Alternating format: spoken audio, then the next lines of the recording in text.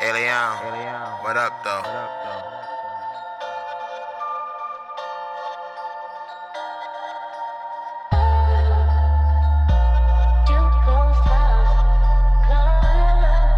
Yeah.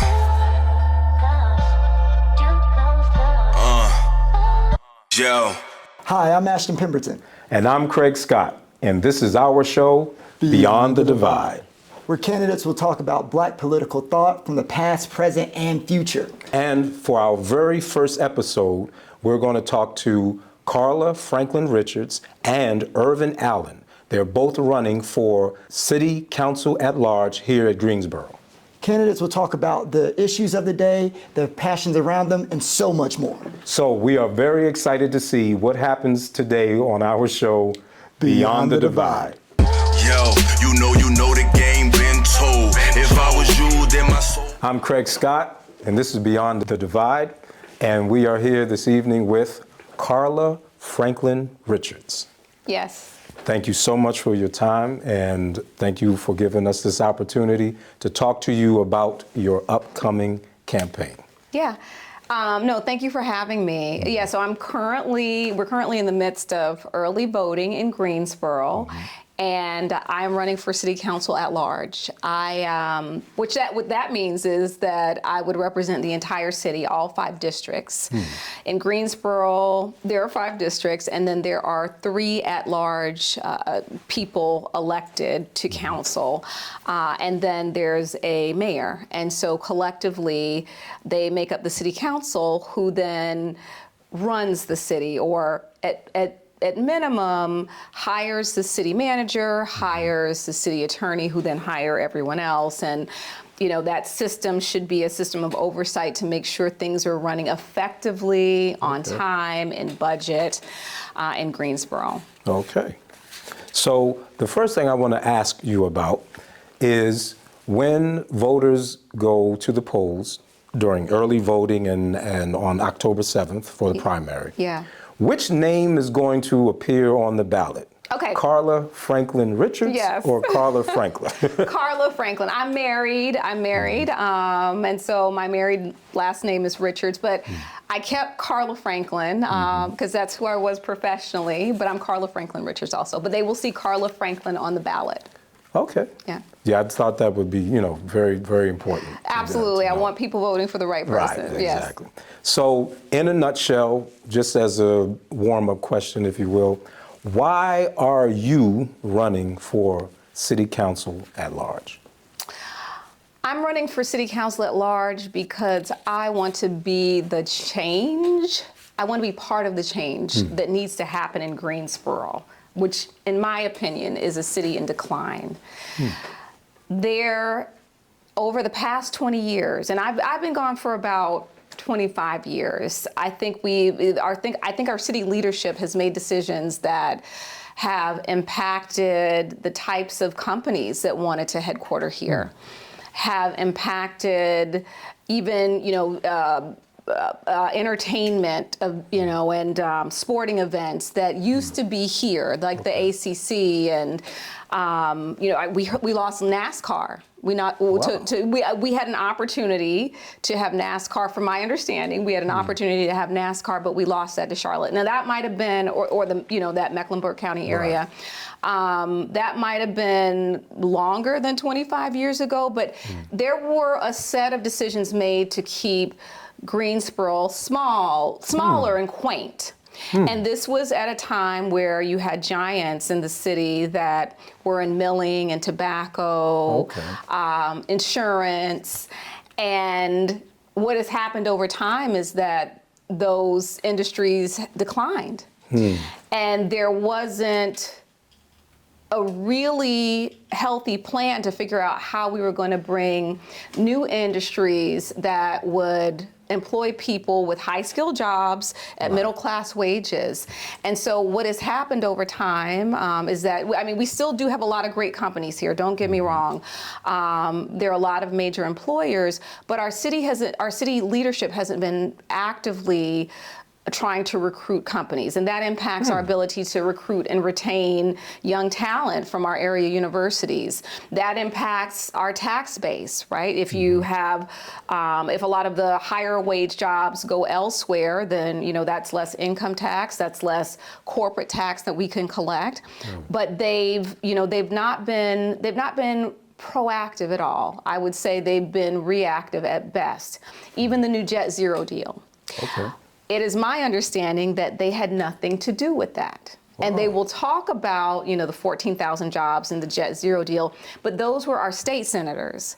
Those were some of our federal legislatures and business leaders in the community. Now I'll say our county commissioners at least gave Jet Zero some incentive packages, and that was kind of a little bit more towards the announcement date, but they tried to do something.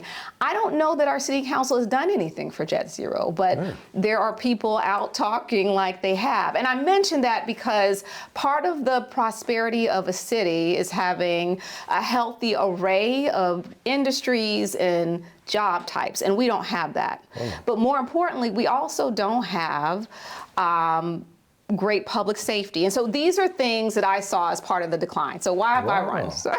Man, that's, it was city in decline, and I think I can fix it. So you've piqued my interest with just how almost detailed you are about the significance of bringing business opportunities to the city of Greensboro. Yeah. So what is it in your background that allows you to have that sort of insight? Because most politicians don't talk with that sort of insight. Yeah, I'm not a politician. I'm not even a public, more of a public servant, even though I've led major public sector projects. I'm a career strategist, corporate strategist. I started my career after graduating from Duke with Deloitte Consulting. I was a Java programmer, a young programmer around Y2K, and really loved it. Got to travel and work on really innovative things. I got to create things.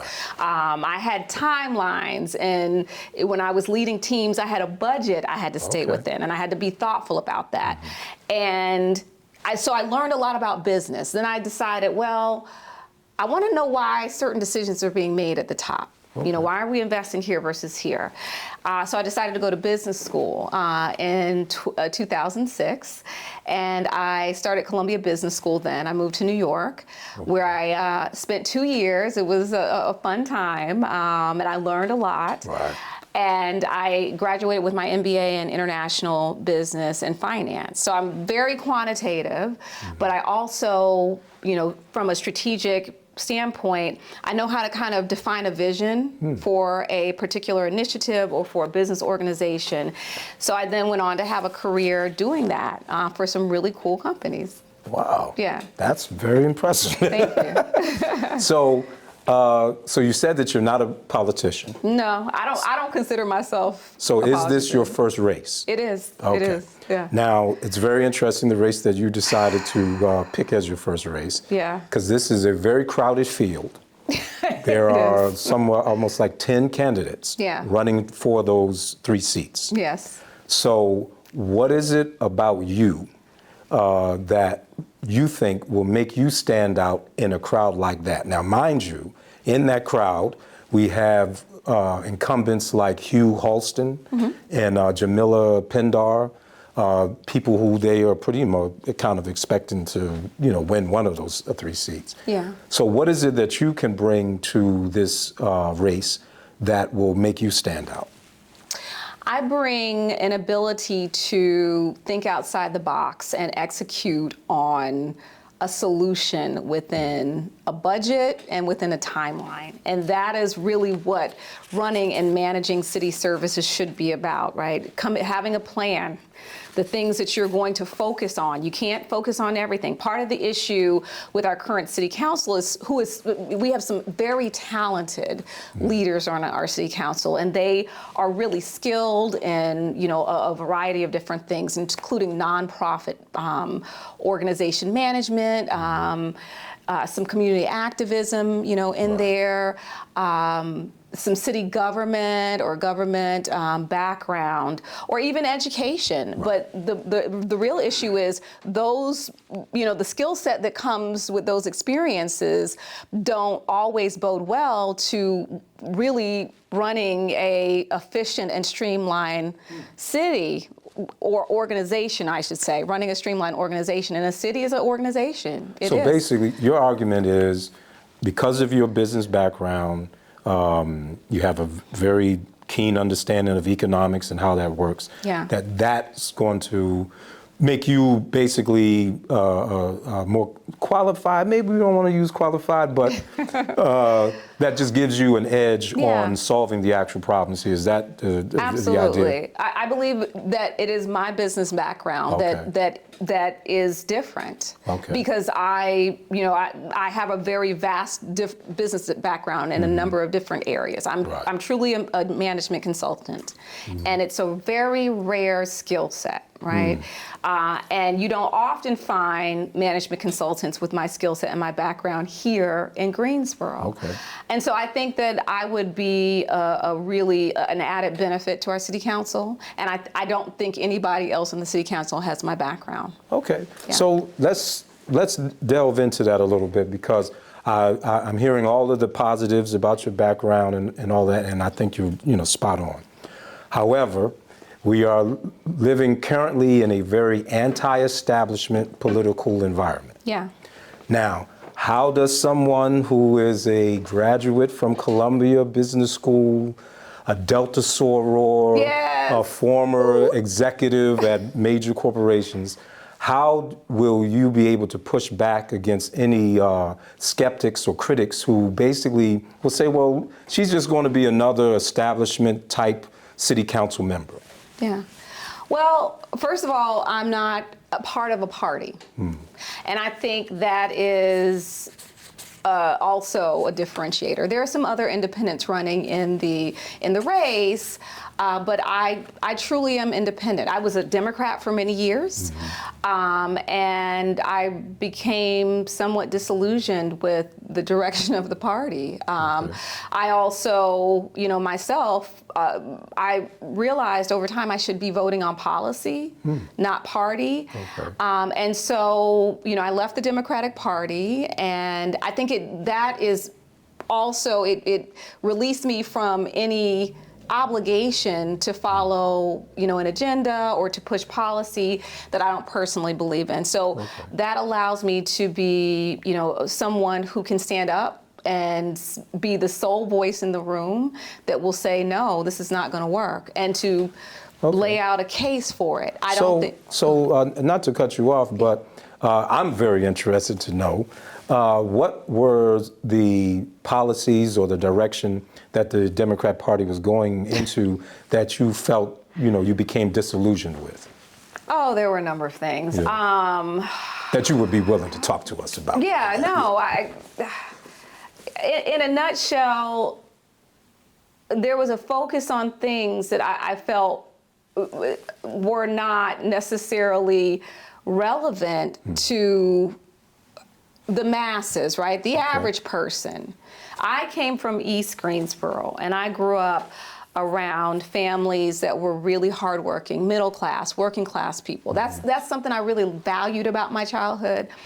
My mother is an immigrant from the Bahamas. My father is a guy from East Greensboro. He was born and raised, he's from East Greensboro, raised off Bimbo Road, humble beginnings, not at all wealthy. And he was able to make it to college. He was one of the smart black kids that they sent to Page High School during integration.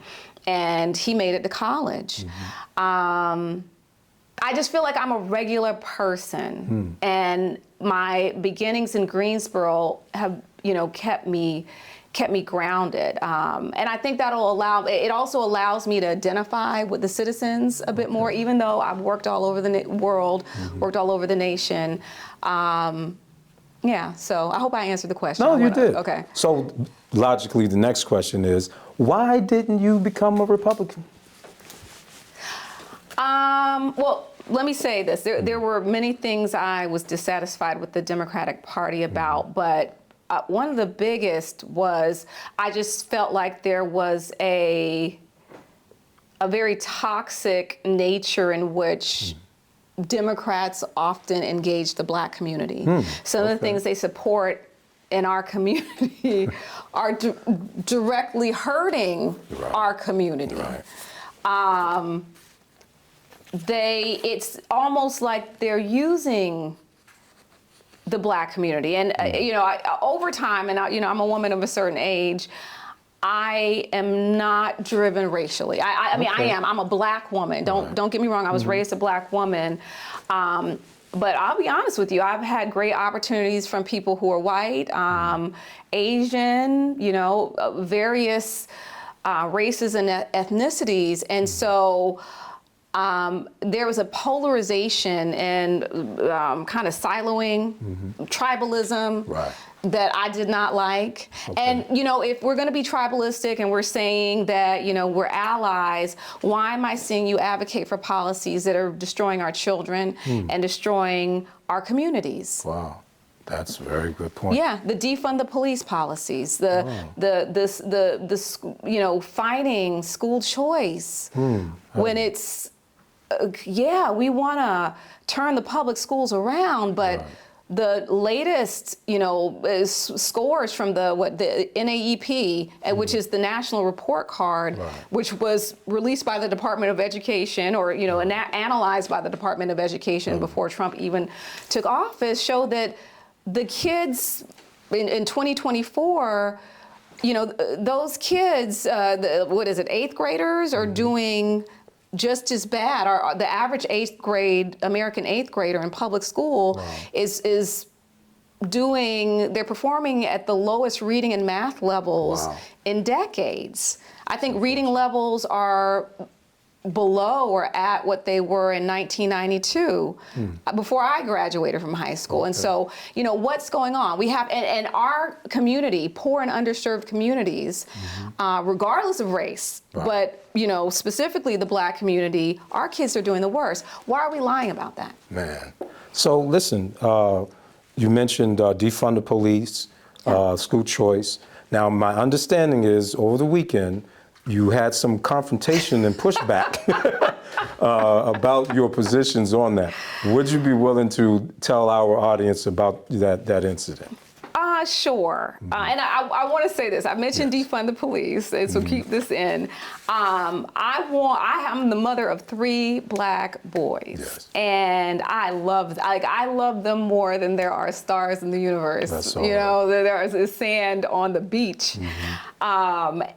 And I do not want any authority abusing anyone in my community because of race, right? But let's be clear, in every community, there is a certain percentage of people who will act up. Even in West Greensboro. But guess what? In West Greensboro, where I live now, the police will come. I mean, they pull back a little bit over the years. It's probably not like it used to be. But if there's noise or there's something else going on, the police will come. Why do we not want that for East Greensboro? Very good point. There are homeless encampments there. Summit Avenue. I was just at a forum about Summit Avenue in Greensboro. There's a commercial area of Summit Avenue, and near that area is just a lot of open, mentally ill, drug-addicted people living in this area that's mostly Black, and there's a school there. You wouldn't see that in West Green. You wouldn't see that in 27408. What? And not that we don't have our straggling homeless people, because the city leaders have done a poor job of supporting the police, rolling back policies just to let people who have mental illness and drug addiction wallow in their sickness is what you're doing. You're not a good person if you want to say, just let them be, let them live on the street. No, they're pooping on themselves. They're not bathing. They have wounds. They're talking. They're not in their right minds. It is not compassionate to do this. So anyway, I wanted to just mention that because it's not that I'm for defund the police. It's that we have to be reasonable. We need law enforcement. And so your question was, why am I not a Republican? Oh, no, listen, we passed that. I'm going in a couple different directions. That's okay. Now, you mentioned, I just brought up the two issues about school choice and defund the police. Yeah. And my question was, I understand you may have had some pushback this weekend about that. Were you willing to share that?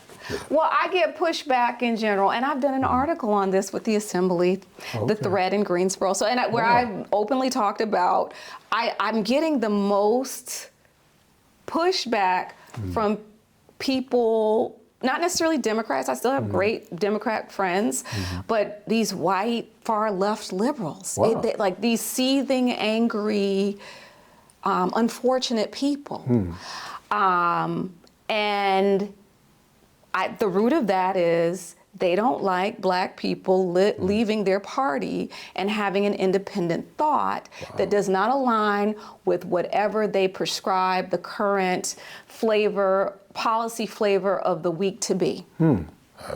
Right? Yeah. Whether it's, I've been getting questions about, migrants, if Trump comes to Greensboro to get the migrants, what are you going to do? You asked that question, not me. I just want to make that. My mother's an immigrant. I love the immigrants. Let me tell you, I love my mother. I love the immigrants. My Caribbean people. Like I own it. Like I'm part of the diaspora. I love my brothers and sisters from other countries. But let's be clear. I take the same stance as our current governor, Josh Stein, who said if immigrants are here as guests and they commit crimes, they need to be arrested. Our police force is so small compared to other, like the NYPD or the LAPD. They can't stand up no troops that Trump is going to send here. Nor would I ask them to do that. Exactly. It's reckless. And so these it's somewhat frustrating because Greensboro is really in decline. And we have people who are in our community, because it's right before midterms, who are trying to keep that political divide going, because they want to I get it, you want to get your party in, you want to get your Dems in, you want to get your Republicans in. And by the way, I talk to everybody. I am an independent, and we'll talk about my getting to know the Republican Party over the past couple years, which I embrace. That's what you're supposed to do if you're an intellectual. You're supposed to learn something. I'm a registered Republican. I know. And I can tell you that I've been to quite a few Republican meetings, and your name comes up a lot, especially among the Republican women. They really, they support you. They do want to know why you're on the Republican. Let's talk about it. I'm gonna move on. Because you've done a lot. So I want to make sure we cover everything. Sure. As the founder of Moms of Color for School Choice. Yes. Please tell us about that organization and what exactly does that organization advocate? Yeah. So Moms of Color for School Choice is an advocacy organization. I also want to say, because there was I did this interview where it was mentioned that it was my business. It's actually not. It's not registered with the Secretary of State, so it's not a formal business or nonprofit in North Carolina, but it's an initiative I bootstrapped because of the need in our community. Our children are failing. As a corporate leader, I've had the pleasure of hiring people across the globe and sitting in on interviews, and that's part of having a vision as a strategist and as a business leader. You have to understand what's going on globally, and so what I saw across the globe, from South Africa to the Philippines to Italy, Costa Rica, to Brazil, these countries are producing graduates at the high school level that really our graduates, on average, may not be able to compete with. Yeah. These graduates, no cursive. They can speak multiple languages fluently. They have a fluency of kind of logical thought, not really they can, they can sit down and get the work done. They can focus in certain ways. They understand hierarchy and respect within us, which is how global organizations function. So getting back to Moms of Color for School Choice, I had my kids in public school, and I was excited to enroll them in public school when I moved back. My husband and I moved back from New York to Greensboro. And immediately I realized that the curriculum was it was lacking. That you had things that just didn't make developmental sense for children who were not really even getting a lot of the fundamentals. So I pulled my kids out, I'll just say that, after also seeing what some of the private schools had to offer. And I just said, well, this is terrible. I came out of these schools at a time when they educated our kids. There were teachers around me, black, white, all colors, who made sure I learned enough to get to Duke. The kids that I'm interviewing sometimes for Duke, you can really tell the difference between kids who've had some charter or private or homeschool background compared to those who've only been K through 12 in Guilford County schools. And so I wanted to provide an awareness mechanism for our moms of color in the community who might be like my mother. She, after my parents divorced, she raised me on her own and really relied on the public schools to do the right thing and educate me, and they did that. I don't really think they're doing the right thing now. And our kids are the ones that are the sacrificial lambs. And they're being socially promoted without the basic skills, around phonics and being able to decode, words and read sentences and comprehend. With the idea of, well, we need to just pass them through. But we know that if a child gets to the 6th grade, let me start over. We know that if a child is not reading at grade level by 3rd grade, they're more likely to end up in jail. The jail, my understanding, and this was told to me by a former superintendent under our current North Carolina superintendent, Mo Green. When Mo Green was a superintendent here in Guilford County Schools, the Guilford County School Jail was built based on 3rd grade reading scores. I've heard that same under his watch. They can predict what percentage of these boys, like 70% of, and build enough beds that are ready for them by the time they are 16, 17, 18.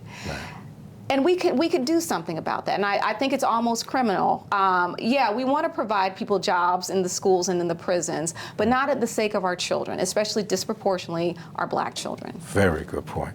So this is probably one of the last, next to last questions I want to ask you. But as a mother, I'm pretty sure this is very important to you. Yeah. But could you share with us your work and your advocacy in the area of children with autism? Yeah, a lot of that work happens also through Moms of Color for School Choice. But I have a son who is autistic, and he was diagnosed in New York, and it was an amazing process, actually, because the city is a very supportive city when it comes to parents with special needs. And I'm lucky that he was diagnosed in New York before we moved down here. So we got his diagnoses and started therapies for him up there. And when we moved down, 3 months after he had kind of started everything, there was virtually nothing here. There were early intervention management services where, someone would forward you emails, point you in the direction, support the family in trying to get therapeutic offerings, but there's little to none. And what I found was that not only, are there no offerings, from a city standpoint, but even some of the private companies that are in Charlotte or Raleigh-Durham, and certainly, in New York, they're not really plentiful here. And so it can be very difficult to find resources for your children with special needs. One of my goals if elected to City Council is to work to get Greensboro certified as an autism city. Wow. Offering incentives, and not necessarily monetary incentives, to our businesses to accommodate our special needs families and special needs children. One of the things that I have talked to moms about with children in wheelchairs is changing tables that could be used for both babies and adults, or larger children. It's a big deal when you have a child who may be a paraplegic or may have other mobility issues and need to be changed in a public restroom. We don't do a great job of supporting our special needs parents here in Greensboro, and I'd like to see that change. We could be, not necessarily New York, but we could probably be on par with a High Point, which is autism certified, or a Charlotte or a Raleigh-Durham. I think we could do some interesting things to attract more therapeutic services here, incentivize our hospitals and some of our ABA companies that are in the area to work directly with our early education providers. I mean, I think that's a big, especially for children of color in our pre-K programs. They're often lost in the shuffle if they're special needs. They don't get the special accommodations that they need in NC Pre-K or Head Start. They try, but it's not enough. Wow, that's incredible. So as we wrap up, I just would like for you to look into your camera there and let the voters of Greensboro know why you ought to be one of those persons sitting in one of those 3 seats. Well, I'm Carla Franklin. As I've told you, I'm a Greensboro native, but why should I be elected your city council member? I should be elected because I am someone, first of all, who has the operational and managerial skills to lead Greensboro, to lean in perhaps when our city manager is falling short, to come up with a strategic plan that can be executed in budget or on time, and so that we're not picking the pockets of our voters every time we want a new initiative. I'm also someone who loves Greensboro. I was born here, my father was born here, and I would truly represent the best needs of the city. I don't have a problem with not being part of the status quo. I don't have a problem with making hard decisions. I'm not here to, I'm here to win an election, let me just say that, but I'm okay making hard decisions if it's best for the future of Greensboro. So I think that makes me a little different. I have more of a corporate macroeconomic lens, and we need a little bit more macroeconomic strategy to help Greensboro grow. We have a lot of microeconomic strategy. Some of it works, some of it doesn't. But you need someone who can both look at the micro and the macro, bring them together, and build a more prosperous Greensboro. Watch what you do, cause it's coming back tenfold. Either way it goes, man. Hey everyone, my name is Ashton Pemberton, and today we are here with Irving Allen, who is running for Greensboro City Council at large. Irving Allen, how are you doing, good sir? I'm very well, very well. Thank you for having me. Thank you for being here. So you look good, man. You're looking fresh, and we all know that black doesn't crack, but you are the youngest candidate running for City Council. Will you talk about how that's going to be an advantage for you? Oh, absolutely. I think in Greensboro, the median age is 34 years old. And so we've got folks sitting on the council now who are twice that age and twice that age of thinking. And so I think that it's an advantage for me because I can relate to folks. Not only I'm 39 years old, so I look young, but I'm not too young. So I've got a wealth of experience to rely on. I've been a community organizer for about 15 years here in Greensboro. And in that time, I've had the opportunity to be able to organize young people, talk to young people. But my philosophy is that I don't just want to talk to folks and carry their ideas. I want to bring them to the table so that they can express their ideas and take agency. I think we have to give young people the respect that's due. A&T is the largest HBCU in the country, and it's also the best HBCU in the country, Aggie Pride. Sorry for anyone else. But I think that we've got folks with experience, with tools, and with the knowledge to be able to do things, and we have to put them in positions to be able to do that. And I think that when I'm elected, I think that I'll absolutely be able to put folks in that position. Absolutely. I appreciate that answer. And I want to go back to something you said about your experience with organizing and the networks that you built. I love how you were talking about bringing people into the fold and not just, taking their ideas and running with them, which is also important too. Will you talk about how your experience with community organizing is not only going to help you when you get into city council, but actually help govern it effectively?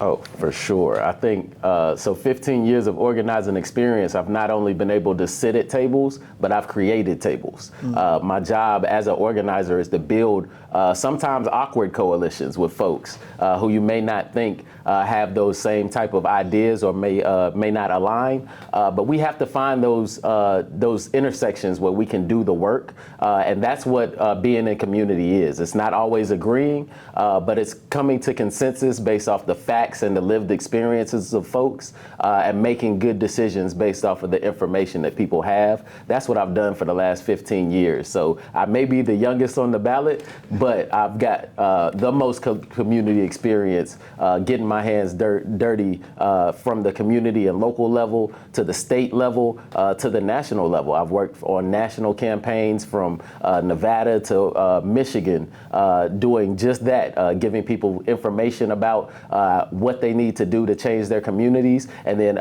standing beside them so that we can make that happen. Absolutely. So I want to go back to something you said about building coalitions, and you talked about sometimes those being awkward. So will you talk about what your vision is to build trust between different communities in Greensboro with the city at large, and how you plan to do that? Absolutely. So I'm running at large, so I can't just represent one person or another. We've got to represent the whole city, and I think that that's important. So I have a concept that is not mine, but I do want to revitalize that, and it's called the Neighborhood Congress. It's something that when I first started organizing here in Greensboro, I was a part of helping to build, and it's where we bring together community associations to build a larger body that spans across the city, because our neighborhood associations are fantastic, but they sometimes cut off and silo themselves because instead of it being about the broader community, it becomes about your specific neighborhood. So we have to keep building connections. Yes, we have to focus on those local neighborhoods and those streets, but we also have to think about the community that those neighborhoods are in, and then what's happening on the other side of town, because all of these things affect one another. And so we have to grow together, and we can't leave folks behind. We need a vehicle to drive the issues that we want to see, and I think that the Neighborhood Congress can be that. I've been a part of organizing it before, and I'm looking forward to revitalizing it and giving it more resources and tools so that community members can have the same type of titles that developers come to the table with, that I'll be at the table with. We have to come unified and level the playing field so that we can grow our city equitably, like our city mission says.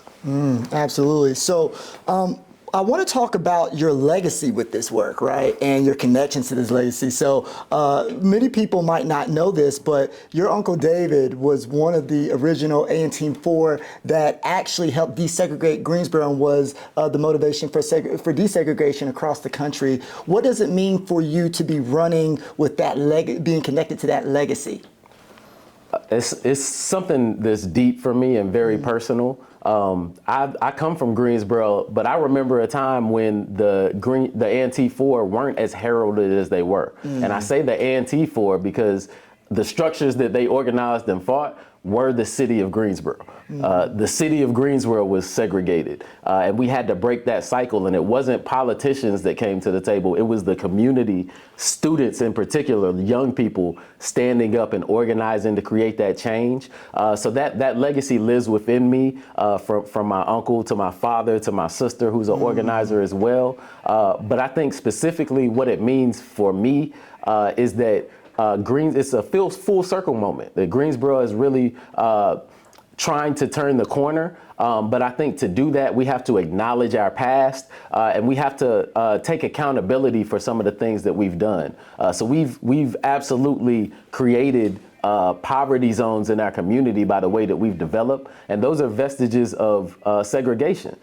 So when I think of my Uncle David and the steps that he took to move us forward, not only in this city, but in this country, then, I have no choice but to join the fight and to lift my voice and to follow in his footsteps. And like I said, my father, Reverend Steve Allen, raised me that way. And so it comes from my faith, it comes from my family, and it comes from just I'm a nerd, so the history that I've read, I have to apply when I'm considering how we move forward. And I think that that's something that our government is sorely missing is that historical eye, that, the places and the problems that we've seen didn't just grow out of the ground. They were decisions that we made that we have to have accountability for when we're considering how we want to move forward. Because you don't want to continue to build a house on a broken foundation. And I think that we have to continue to make some of the corrections while we're moving forward with the development that we're seeing in the city, with the housing that we're seeing and the job growth. We have to take accountability for the past as well as the future.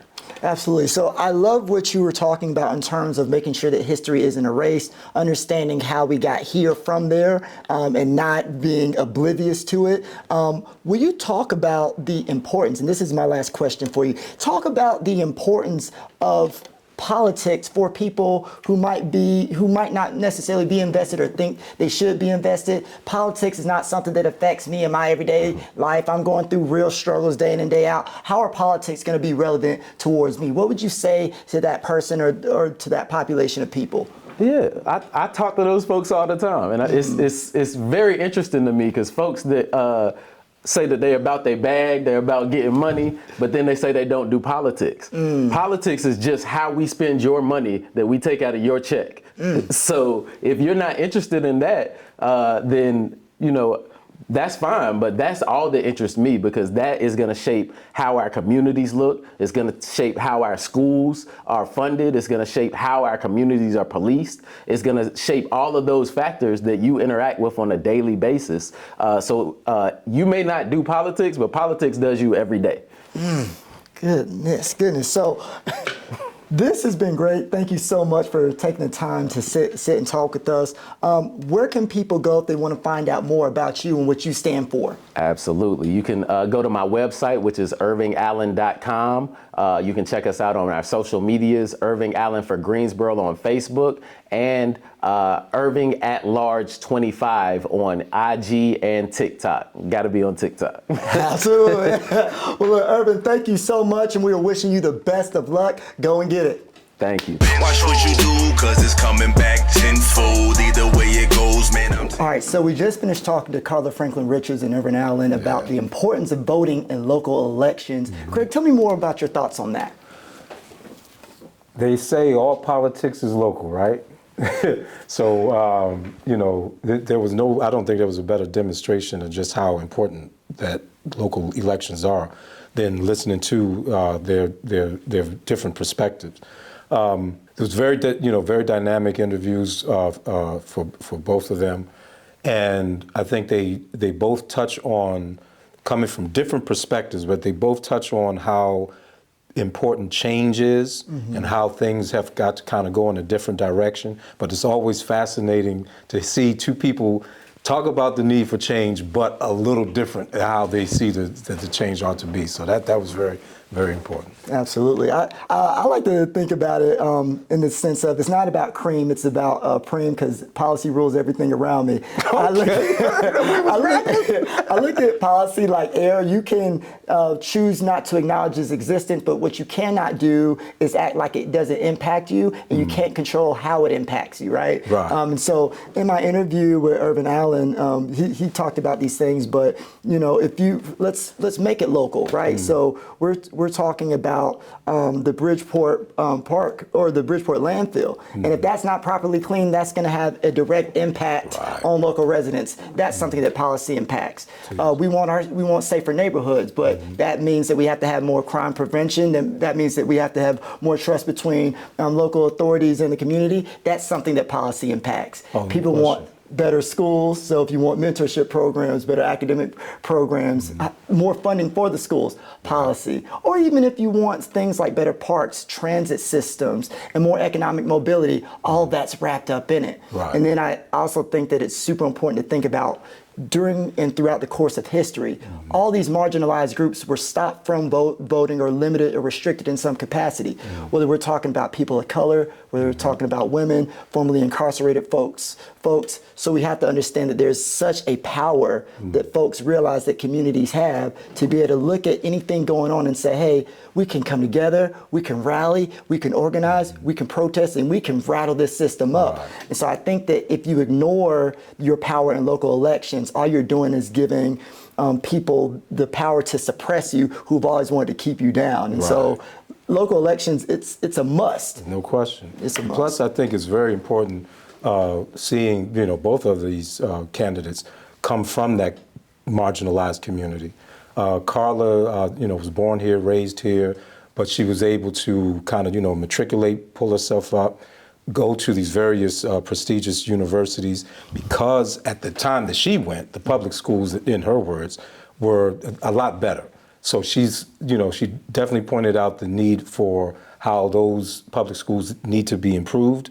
But until then, we can't keep our communities basically stranglehold by that particular type of system if it's not really working for us. So I think that was a very good point that she made with regard to how important it is about what's going on here. And I think also what's important is what she brought. She brings a very big business background and outlook. She talked about the Jet One project and how that translates to local jobs. And she was very, very critical about the city council at large and how she didn't think that they were really doing enough to bring a lot of business to the Greensboro area. So that is just so, all of those important local policy decisions are incredibly important, no doubt. Absolutely. And so one of as we talk more about that, it's very important for us to have interviewed Carla and Irving. And I want to sort of talk about the importance of Black media, right? Yes. This idea of for us, by us. What are your thoughts on Black media and the importance? Why is it such a magnificent thing for us to be able to have these interviews within our own communities, with our own people and candidates who are representing us? Well, listen, what I love about Beyond the Divide is here we are, two people representing two different political concepts and policies, and that's all of that. And we can be cordial, we can be respectful, we can recognize one another's differences without it, turning into something really ugly and divisive. And I think that it's Black political thinkers, Black media who are going to be at the forefront of delivering that kind of news and coverage. We are more sensitive to just the destructiveness of division and hatreds and all that sort of stuff. So when we see the country's moving in that direction, I think Black media is probably more sensitive to, let's try to get away from that. We can still have our disagreements. So that's, this show in and of itself kind of demonstrates that. Absolutely. I would say too that with Black media, there's a beautiful thing around a lack of censorship, right? So being able to tell our own stories because we own the platform, right? Not having to worry about someone coming in and saying, hey, you are talking about justice or the progression of black people, and that falls under a DEI initiative. So now we get to wipe out everything. And so I think that there's something powerful in us being able to have those honest conversations with one another. I remember looking at some elections, whether it be national, local, or what have you, there was some confusion. There were some times where I actually felt anxious because I'm like, I don't know if I post this about this candidate, or that about this candidate. It's getting too crazy. Because it was tensions. And I think that a show like Beyond the Divide, it gives you a chance to say, hey, look, people can talk about the differences, different perspectives, and I can really get something from an educational standpoint and really figure out where I stand without getting canceled, without someone saying, well, you're this or you're that because you voted for this person or you're thinking about voting for this person. So I think it's a great opportunity for just learning without judgment and bias for anyone in under any part of the political spectrum. So that brings me to this whole idea about the political monolith that the black community is supposed to be. So let me ask you, your opinion. Do you think the black community is a monolith or should be a monolith? And if not, what do you think would be the best direction for us?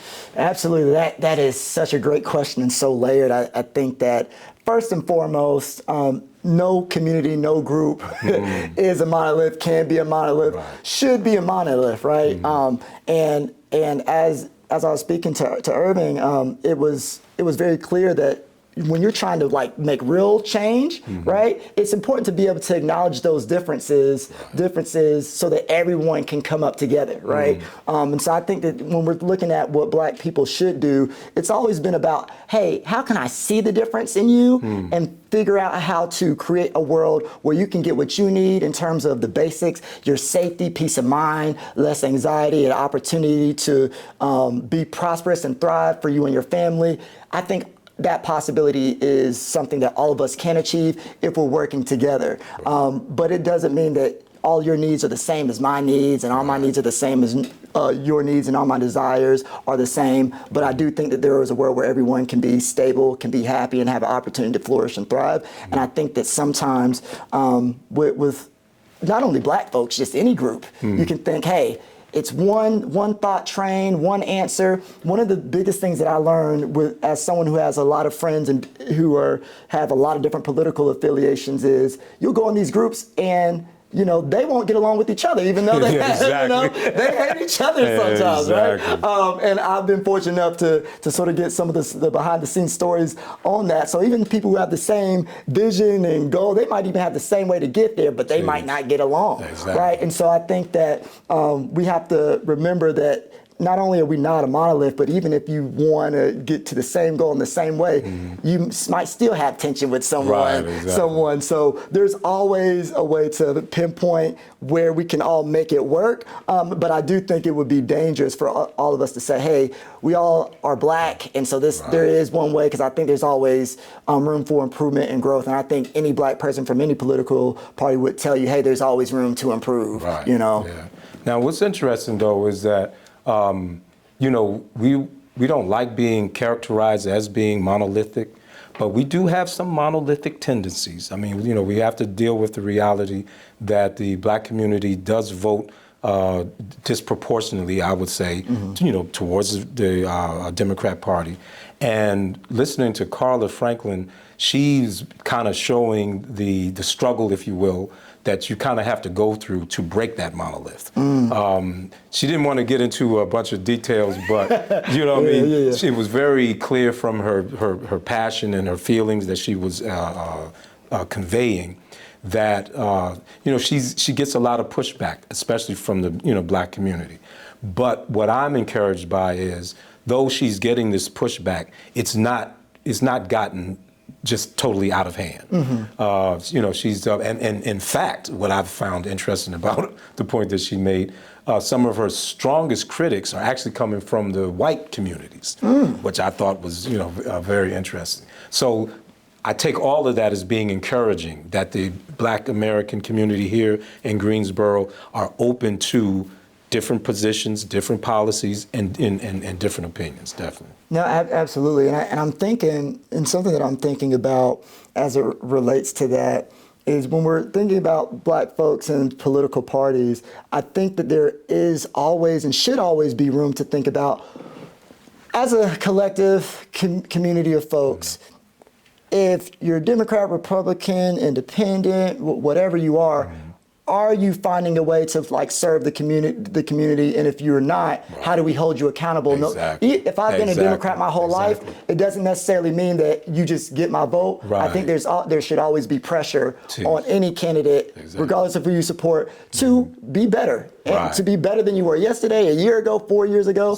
And I think that if black people lose that piece, that's where there'll be issue. And I think that when I've seen that divide with black folks, I think there has been, on one side there is, hey, we're going to do and be with a party that is likely to win. And then on the other side, I have friends who are like, well, we need a whole change of the system. We need to overthrow it. And I think there's some space in the middle. There's some gray area there, at least with the way our political system is set up right now. And I think the biggest part is, are the parties that currently exist, are they doing enough for our community in general? And if not, what is our process for actually creating other viable political parties? Right. So, nobody wants to talk about that. Neither party wants to talk about that. So now, and that's not to say that. It's not to say that a political party can't serve black people, but if we as black people are finding that a political party is not serving us, no matter how long we've been loyal to it, I think there is room to push it. And then if we get to a point where it's just like y'all are constantly not meeting our needs, no matter what political party it is, what are we going to do as a community to create and move and shake, which we know we have the capacity to do, right? Well, I think that's where you see such a big growth in the independents. Carla Franklin Richards, that's what she talked about. I pressed her, well, when you left the Democrat Party, well, why didn't you become a Republican? And so she was very keen on maintaining that independent identity. And I think that is the response to a lack of accountability coming from both parties. I can, be a registered Republican and recognize that, listen, the party didn't really make the black community that much of a priority. And I can also see the same sort of things happening with the Democrat Party. So if we're not going to have a independent black political party, independent, it becomes the kind of de facto alternative. So it's good to see that you have people running independent, and you have black communities who are willing to at least listen to black candidates who are running independent. And I think that's going to be the wake-up call to both the Republican and the Democrat Party. Absolutely. To that point, it's like there needs to be someone who makes the sides uncomfortable, and now you gotta adjust because there's someone else there. And I like I was saying before, black people, we don't necessarily have to be for sale politically, but I do think that, hey, anyone who we give our vote to, they got to earn it. Show me. Well, there you have it. From both sides. This is Beyond the Divide. Watch what you do, cause it's coming back tenfold.